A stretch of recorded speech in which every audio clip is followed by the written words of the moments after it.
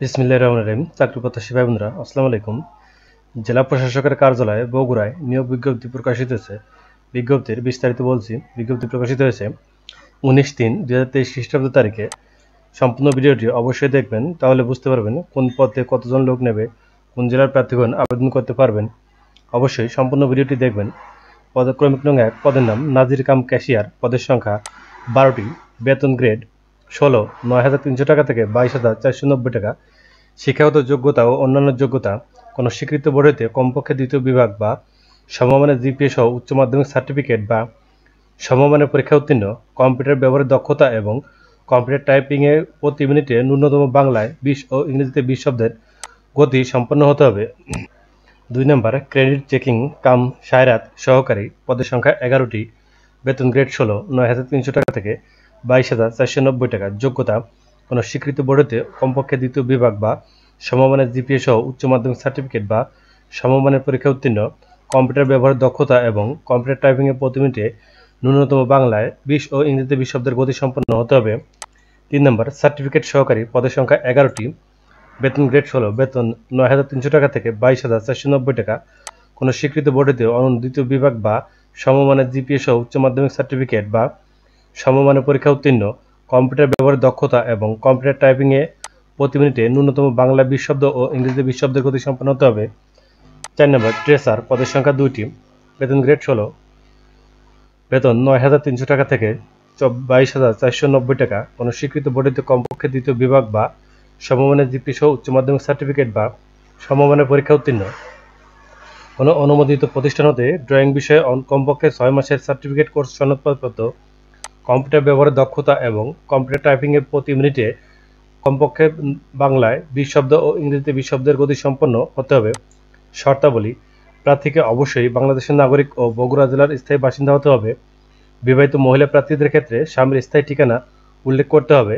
জেলা প্রশাসক বগুড়া বরাবর আবেদন করতে হবে। বিভাগীয় চাকরিরত প্রার্থীগণকে যথাযথ কর্তৃপক্ষের নিকট হতে লিখিত অনুমতি গ্রহণ করে নির্ধারিত সময়ের মধ্যে আবেদন করতে হবে এবং উক্ত অনুমতিপত্র মৌখিক পরীক্ষার সময় সাক্ষাৎকার বোর্ডের নিকট দাখিল করতে হবে। বিভাগীয় চাকরিরত প্রার্থীদের আবেদনের কোনো অগ্রিম কপি গ্রহণযোগ্য বলে বিবেচিত হবে না। লিখিত ও ব্যবহারিক পরীক্ষা উত্তীর্ণ প্রার্থীদের মৌখিক পরীক্ষার সময় নিম্নোক্ত কাগজপত্রাদির মূল কপি উপস্থাপন বা দাখিল করতে হবে: অনলাইনে পূরণকৃত আবেদনপত্রের কপি, শিক্ষাগত যোগ্যতার প্রমাণস্বরূপ সকল সনদপত্র, সাময়িক সনদপত্র, পৌরসভার মেয়র, ইউপি চেয়ারম্যান কর্তৃক প্রদত্ত নাগরিকত্ব সনদ, জাতীয় পরিচয়পত্রের মূল কপি অবশ্যই মৌখিক পরীক্ষার সময় উপস্থাপন করতে হবে। তবে যাদের জাতীয় পরিচয়পত্র এখনও হয়নি তাদেরকে পৌরসভার মেয়র, ইউপি চেয়ারম্যান কর্তৃক প্রদত্ত জন্ম নিবন্ধন সনদ মৌখিক পরীক্ষার সময় উপস্থাপন করতে হবে। বীর মুক্তিযোদ্ধাদের জন্য মুক্তিযোদ্ধার পুত্রকন্যা হিসেবে মুক্তিযোদ্ধা কোটায় নিয়োগ প্রাপ্তির আবেদনের ক্ষেত্রে মুক্তিযুদ্ধ বিষয়ক মন্ত্রণালয়ের পরিপত্রের নির্দেশনা অনুযায়ী মুক্তিযুদ্ধ বিষয়ক মন্ত্রণালয়ের ওয়েবসাইট www.maula.gov.bd সংরক্ষিত প্রকাশিত নিম্নলিখিত যে কোনো একটি প্রমাণ দাখিল করতে হবে। উক্ত প্রমাণকে সংশ্লিষ্ট বীর মুক্তিযোদ্ধার নাম থাকতে হবে। ভারতীয় তালিকা অথবা লাল মুক্তিবার্তা অথবা গেজেট অথবা বাহিনী গেজেট অথবা শহীদ গেজেট অথবা খেতাবপ্রাপ্ত গেজেট অথবা যুদ্ধাহত গেজেট থাকতে হবে। এগুলোর প্রমাণস্বরূপ দেখাতে হবে। অন্যান্য কোটার নিয়োগ প্রাপ্তির আবেদনের ক্ষেত্রে সংশ্লিষ্ট কোটার জন্য সরকার কর্তৃক নির্ধারিত সনদ বা প্রমাণক প্রশিক্ষণের সনদপ্রাপ্ত যথাযথ কর্তৃপক্ষ কর্তৃক প্রদত্ত অনুমতিপত্র, অভিজ্ঞতা সনদপত্র যদি থাকে। লিখিত এবং ব্যবহারিক পরীক্ষা উত্তীর্ণ প্রার্থীদেরকে মৌখিক পরীক্ষার সময় নিয়োগ বিজ্ঞপ্তিতে ও আবেদনপত্রে উল্লেখিত সকল সনদ ও কাগজপত্রের সত্যায়িত ছায়ালিপি একসেট মৌখিক পরীক্ষা গ্রহণকারী কর্তৃপক্ষের নিকট জমা দিতে হবে। সত্যায়নের ক্ষেত্রে অবশ্যই সত্যায়নকারী কর্মকর্তার সুস্পষ্ট নাম, পদবি ও সিল থাকতে হবে। প্রার্থীর বয়সসীমা 12/4/2023 তারিখে 18 থেকে 30 বছরের মধ্যে হতে হবে। তবে জনপ্রশাসন মন্ত্রণালয়ের বিধি 1 শাখার 22/9/2022 তারিখে স্মারক মোতাবেক 25/3/2020 তারিখে সর্বোচ্চ বয়সসীমা 30 বছর নির্ধারিত হবে। বীর মুক্তিযোদ্ধা, শহীদ মুক্তিযোদ্ধার পুত্রকন্যা এবং শারীরিক প্রতিবন্ধীদের ক্ষেত্রে সর্বোচ্চ বয়সসীমা 32 বছর পর্যন্ত শিথিলযোগ্য। বয়স নিরূপণের ক্ষেত্রে কোনো এফিডেভিট গ্রহণযোগ্য নয়। নিয়োগের ক্ষেত্রে সরকারি সকল বিধিবিধান এবং কোটা সম্পর্কিত প্রচলিত নীতিমালা অনুসরণ করা হবে। নির্দিষ্ট কোটায় নিয়োগের জন্য আবেদনের ক্ষেত্রে প্রার্থী তার দাবির সপক্ষে সরকার নির্ধারিত সনদপত্র, বা প্রমাণক মৌখিক পরীক্ষার সময় প্রদর্শন করতে না পারলে তার দাবি অগ্রাহ্য বলে গণ্য হবে এবং তাকে সাধারণ প্রার্থী হিসেবে বিবেচনা করা হবে। কোটায় নিয়োগের সুপারিশের জন্য প্রার্থীদের সনদ প্রমাণক বিবেচনা গ্রহণের ক্ষেত্রে সাক্ষাৎকার বোর্ড বা বিভাগীয় নির্বাচনী বোর্ডের সিদ্ধান্ত চূড়ান্ত বলে গণ্য হবে এবং নিয়োগকারী কর্তৃপক্ষ কর্তৃক যাচাইয়ের উক্ত সনদ সঠিক বলে প্রমাণিত হতে হবে। অসত্য, ত্রুটিপূর্ণ, অসম্পূর্ণ আবেদনপত্র বাতিল বলে গণ্য হবে। কোনো প্রার্থী অসৎ উপায় অবলম্বন করলে কিংবা প্রার্থী কর্তৃক প্রদত্ত কোনো তথ্য নিয়োগের কার্যক্রমের যে কোনো পর্যায়ে বা নিয়োগ দানের পরেও অসত্য ত্রুটিপূর্ণ প্রমাণিত হলে তার প্রার্থিতা নির্বাচন নিয়োগ সরাসরি বাতিল বলে গণ্য হবে। কেবল একটি পদের জন্য আবেদন করা যাবে। নিয়োগ পরীক্ষা একই তারিখ ও সময় অনুষ্ঠিত হবে বিধায় একটি পদের বিপরীতে নিয়োগ পরীক্ষা অংশগ্রহণ করা যাবে।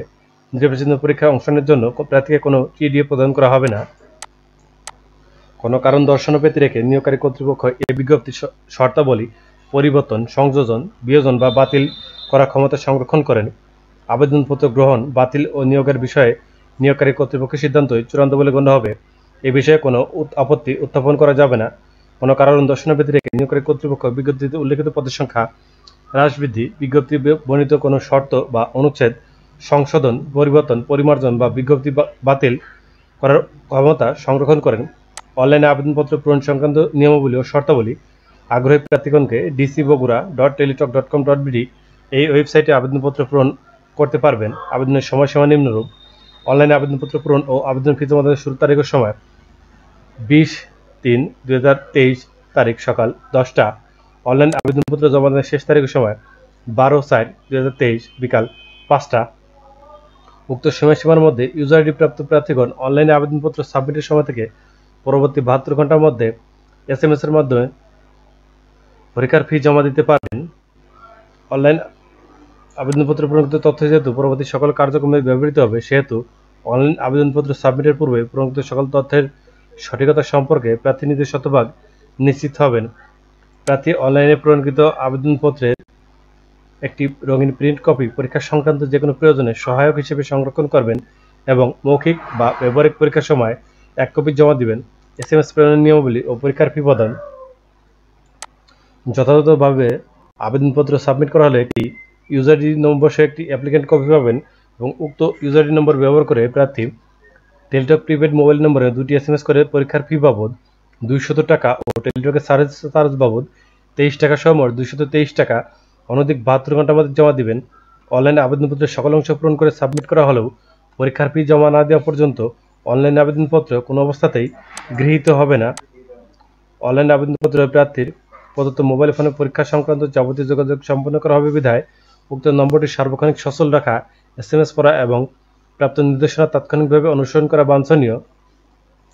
SMS এর প্রেরিত ইউজার আইডি এবং পাসওয়ার্ড ব্যবহার করে পরবর্তীতে রোল নম্বর, পদের নাম, ছবি, পরীক্ষার তারিখ, সময় ও স্থান বা কেন্দ্রের নাম ইত্যাদি তথ্য সংবলিত প্রবেশপত্র প্রার্থী ডাউনলোড পূর্বক প্রিন্ট করে নেবেন। প্রার্থীর প্রবেশপত্রটি লিখিত পরীক্ষায় অংশগ্রহণের সময় এবং উত্তীর্ণ হলে ব্যবহারিক বা মৌখিক পরীক্ষার সময় অবশ্যই প্রদর্শন করবেন।